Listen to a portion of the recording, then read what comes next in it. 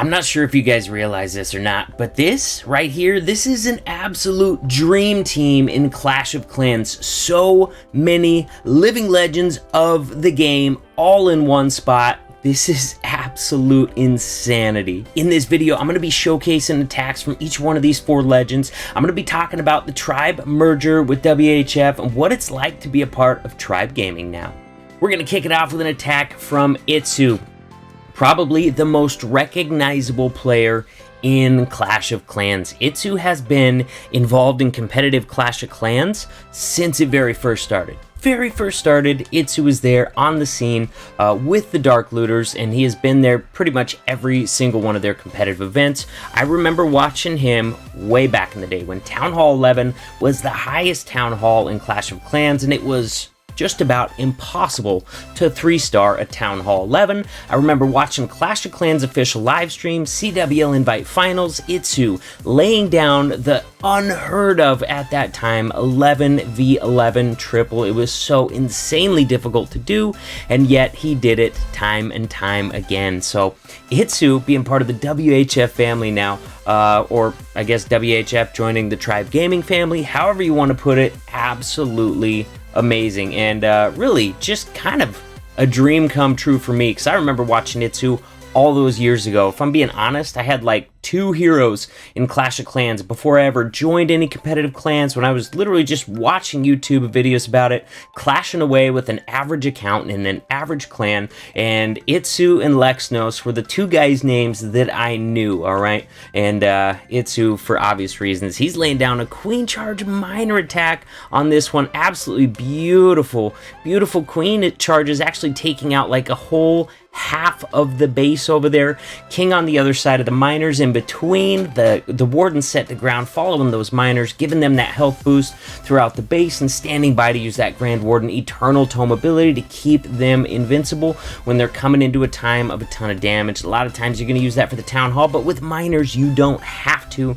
That's the beautiful thing about miners. By the time they destroy the Town Hall, they go back underground for that Giga Bomb Blast or Giga Inferno Blast. I don't know what they're calling it at Town Hall 13, but you guys know the drill. And anyways, on this one, the Queen takes it out anyways, because that charge is beautiful. Took up half the base. The jump let her get into that backside Town Hall, so he's able to use his heals and his Grand Warden ability wherever he feels like it to get maximum value. Doesn't have to worry about saving that for the Town Halls. Man, catches the Warden, the Royal Champion, and all the miners all inside that one heal. That thing was beautifully placed. This base is annihilated, guys. Base is completely wrecked. We've got 3 out of 4 heroes still alive. We've got several healers keeping those heroes topped up, and a massive group of miners just running straight through this Town Hall 13 base. Next up, we got Lexnos coming in with the Queen Charged Hog attack. Now, Lexnos, I first heard of this guy from Powerbang videos, back when Powerbang was still a member of WHF, still covering Clash of Clans, and he had a series of videos out, it seemed like, from CWL Invite, and Lexnos was playing a couple of Town Hall 10s at that point, and just annihilating Town Hall 10s. And guys, again, this is from a time back when Town Hall 11 was the highest Town Hall, and Town Hall 10 3-stars, 10v10 3-stars were incredibly difficult. Very, very difficult. And this guy was like going 3 for 4, or 4 for 4 at Town Hall 10 at a time where that was unheard of, just laying down these extremely elaborate, ironically enough, they were Queen Charge Hog attacks at the time. He's not stuck on this strategy. I swear this guy can do any strategy in the game and do it on a pro level. But once again, with Itzu, this was one of the guys that I knew of that was doing big things even years and years ago in competitive Clash of Clans. And another one of those guys that's fairly widely recognized as one of the best in the game. And here we go, got another Queen Charge. Look at this attack. First of all, I want to point this out to you guys. This blew me away. He's Queen Charging the side of the base over there, kind of heading towards that Town Hall. That jump will help him reach that Town Hall, but look at the Queen. Look at the Queen, you guys. The Queen is sitting over here. His Queen's not getting the Queen. Not even close. Doesn't care about the Queen. He's going to use his Royal Champion Grand Warden combo to take out the Queen and the King on the backside. This is absolutely absolute insanity, you guys. Look at the options this Royal Champion gives you when it's at a high level or maxed out at level 20. Look at this. Heal for the Hogs. Queen is stuck on the Hogs. Uses his Grand Warden ability right there to keep the Royal Champion invincible as well. And the Royal Champion makes short work of that defensive Archer Queen. Now we got a Royal Champion coming up next. Once again, the Hogs are not going to turn or do damage, so it's up to the Royal Champion and or the Grand Warden to take out that Royal Champion as well. Another heal spell covering the Hogs and the Royal Champion. Look at that Royal Champion getting in that heal, regaining her health, and now she's going to be taking on the King next. Not a lot of Hogs left at this point, but we still got a Queen charge going strong on the right-hand side. Queen has taken down the Town Hall. Now we got Royal Champion popping her ability, take out the last remaining defenses, top her up on health, so the Royal Champion Grand Warden combination are gonna take out that enemy Barbarian King. We got an almost max Warden, gonna finish him off. Just wow, guys, you don't even have to kill the Queen anymore to be successful with Hogs at Town Hall 13.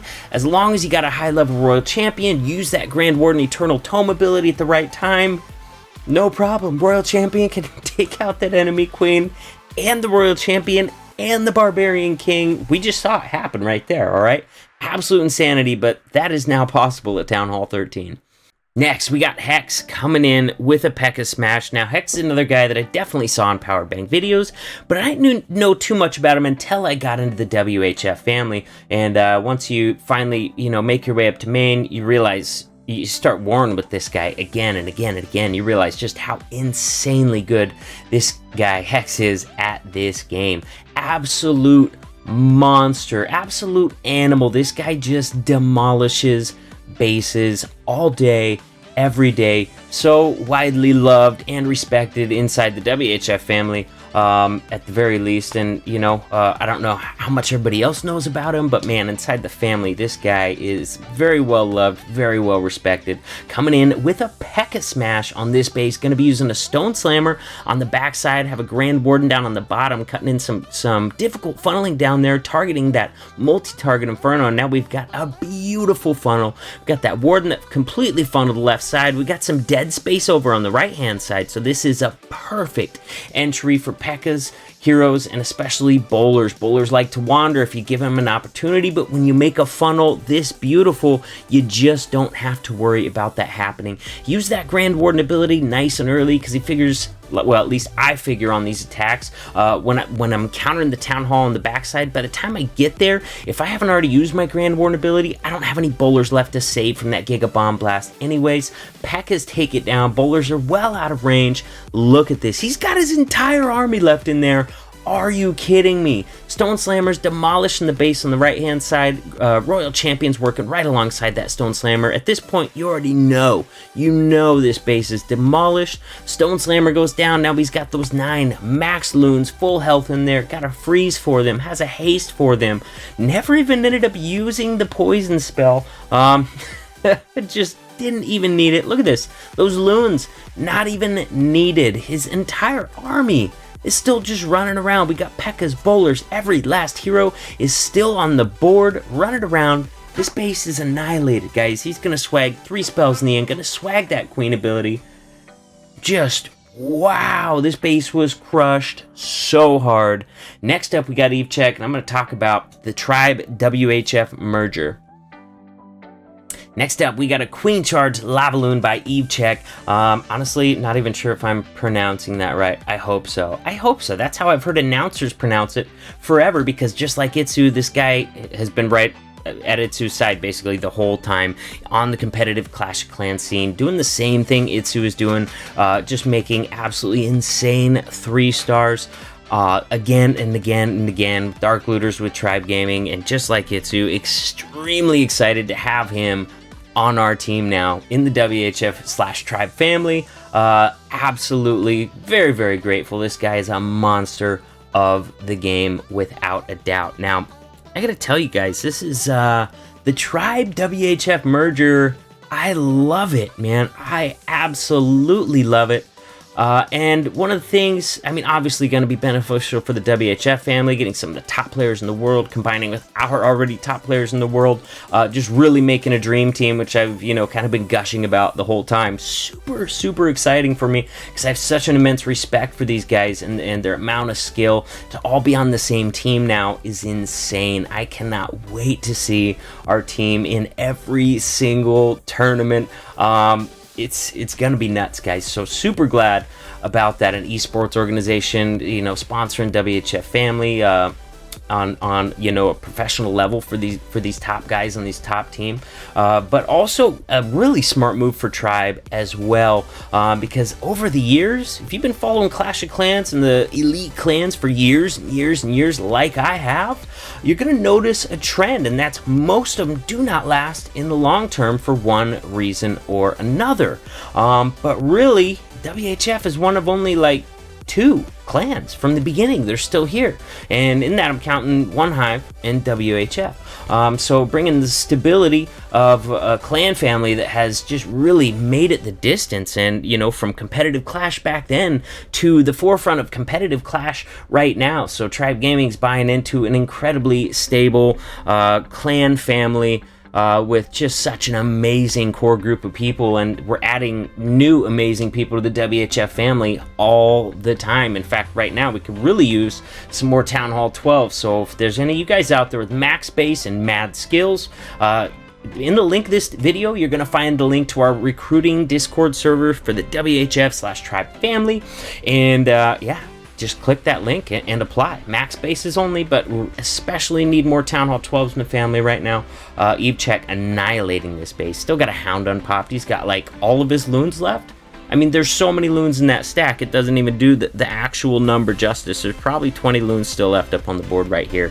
This base is annihilated. And I am super pumped for the future of WHF family, Tribe Gaming. Yeah, I mean, come on, I was a fan of Tribe before. Not as much as I was a fan of WHF, of course, because WHF's my clan family. But now that the two are combined, yeah, biggest fan right here, #1, and I'm super excited to watch our guys go in these tournaments from here on out. And there's still one spot left open on that competitive roster, and you know, anything's possible. So now's a great time to join the best clan in the world. I'll see you guys soon. Thanks for hanging out. I'll see you in the next video.